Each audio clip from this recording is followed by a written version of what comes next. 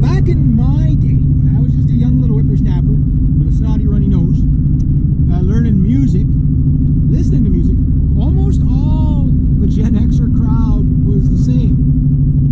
The way you heard music wasn't like the boomers. The boomers heard it on the radio or at a dance. That's where they heard the bands. That's where they heard them. Or the TV. Those were the only three sources. Well, us Gen Xers, we had that. You know, like you don't see like just formal dances anymore. You had that, but you also had radio, right? TV, bootlegs, tape cassettes, and then later on CDs. Right? So, and plus 8-tracks, right? But tape cassettes, 8-tracks, we'll put them in the same. The thing is that the music store was where you really, oh, well, yeah, okay, the boomers had that too. Record stores, whatever. That's where you found really obscure stuff, right? And then we had much music, what do you call it? Much music. Well, the music channel, right? You know, back when they used to play, actual music, right? Then we had that, right? So you discovered music many different ways. And a lot of it was your friend, hey, take this home and listen to it. See what you think. It's a band called such and such, right? Well, now everything's on like Spotify. Like the younger generation, they don't watch TV. You know what I mean? They're on their phones all the time. So they either get music off of Spotify, Vimeo, or YouTube. You know, that's where they find it. That's where I'm finding all the new bands. Like, I'm not finding them in this, obscure record stores. You know what I mean? They're pretty much all gone. You know what I mean? So, that's not a bad thing. It's just, it's a different way you have to look at it. Am I going to make it? 450. 49. I'm a good human being.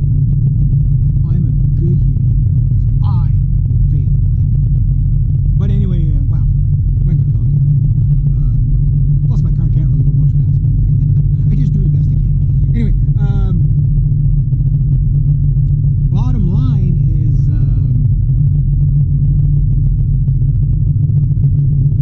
whenever you want somebody to discover your music, the best way is going to be through a YouTube video. The amount of bands I've discovered in the past 10 years from just looking at YouTube videos, okay? And I'm still discovering new bands all the time. And it's like most Gen Xers you're going to meet are still listening to the stuff from the 90s. You know what I mean? Most of them, they don't know about this new stuff, a lot of them. But once they find the new stuff, it's like, you don't have to listen to the, and the boomers the same thing, like, boomers still listen to music from 1950, 1960. You know what I mean? It's what I like. Yeah, but there's new stuff that's even, better, like it's new, and I love listening to new stuff, and it just keeps you young, you know what I mean? And anyhow, that's going to come down.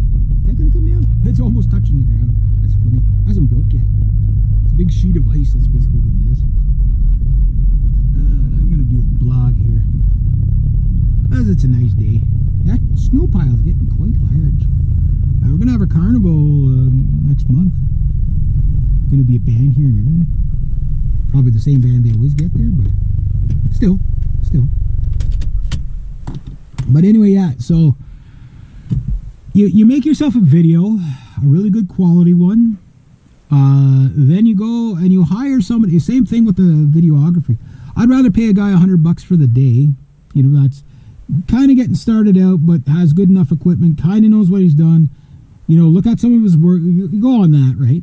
So maybe you could do a studio sessions. I've seen studio session packages where you do like 2-hour blocks for maybe like, anywhere from 120 to 200. You're looking at about, cheapest studio is like $30 an hour.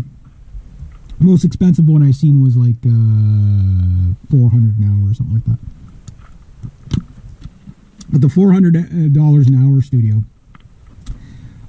is for, that's like the, like creme de la creme.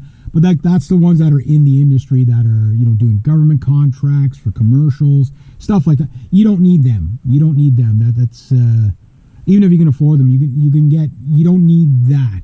You know, you're paying for the reputation, whatever the facility. You just need whatever you need, and whoever has the minimum or maximum of what you need, that's what you go with. And I've been finding like some of the studios, okay, I want a sound booth, I want a really good, you know, like more of a small studio, but like just really good setup. You know what I mean? And again, I have a lot of, I can't believe how many studios have opened up in just the city of Ottawa alone. Like, you don't have to go to Toronto or LA or Montreal or anything like that unless you're there. You know what I mean? And probably going to get a better deal in Ottawa than I would in Montreal or Toronto or LA or someplace like that anyway, right? So, yeah. So anyway, I'm looking at how like a lot of the like Scarlet Records do their stuff. Like most of their bands, like all the Italian bands, there's some really freaking great Italian bands. Frozen Crown being my favorite Italian band. Lacuna Coil, they're really good. There's a new one called Alterium. Avor in Flames, fantastic song. Go look at how they filmed it. They filmed it outside. The Italian bands, they all film outside because it's cheap, right? They usually, but they're near the Alps most of the time, right? And most of the metal bands do that. They just go and film outside.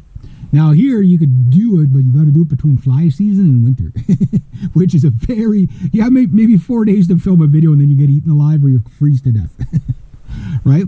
But a lot of these bands do that outside, so that's pretty cheap. But they have like drone footage going around the band while they're playing. Frozen Crown, Far Beyond. Look at how they did that video. It's a great video. Like a lot of times you'll find yourself just watching the video, even though there's nothing, like there's no CGI, there's nothing like that going on, but it's really good. So you got like Scarlet Records, they do all that stuff. A really great band is Lumashade. Hymn, Hym. Check that song. That beautifully done, just beautifully done. Fantastic song. Heaviest guitar sound you'll ever hear right at the end there. That guitar and bass. It's so heavy. I'm like, that's the recording sound I want from my 7-string. And because that's what it's done on, right? Like I want that kind of heavy, right? But clear, it doesn't sound like it's played in a tunnel. Just really, really good. Elvedi is obviously Adias. A lot of people, the video is based about ancient Gaelic prophecy, but look how they filmed it with the people in the bear skins, like it's very, it's so good, it's so well done. And then the rest is just in a dark studio somewhere, you know what I mean? Black and white, and it's like it's really, really, really, really well done. So you could look at the videos, and a lot of times they're not done on a budget you would think. You know what I mean? Another band that does really good kind of like theatrical stuff is Visions of Atlantis. Look at their videos. That's the kind of stuff I more want to get into, is like the Melancholy Angel one. Like there's no special effects in there really, but when you look at it, it's really like it's pirates fighting demon angels. It's called Melancholy Angel. It's a really good. It's about depression is what the song's about, but it's fantastically done.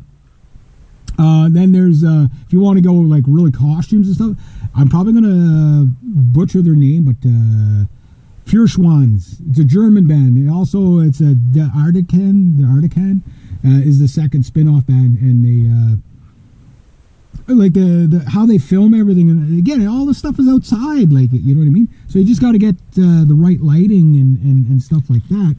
Somebody knows has a bit of and a lot of stuff you can do yourself, and just bring in the guy. Okay, well I'll make the reflector boards. Go buy a couple of rolls of tinfoil and make some reflector boards. Film in the evening or in the morning, and bring the guy in with the Nikon Nikon Z8 or something like that, Z9. Okay, yeah, make some, and with the drone, okay, make me look really cool, right? So I'm going to experiment this on the low end first for some songs. It's just the biggest problem I have right now recording songs is I can only do instrumentals because my dad's you know, it's wintertime, so my dad's in the house all the time, right? So I can't do vocals while my dad's in the house. I don't think he would, you know, I need a studio and a garage. A garage that could fix all my broken vehicles and a studio where I could do vlogs and of course, all this stuff. But the end goal is to do kind of like what Periphery done. Said just focus on the music, write really good songs,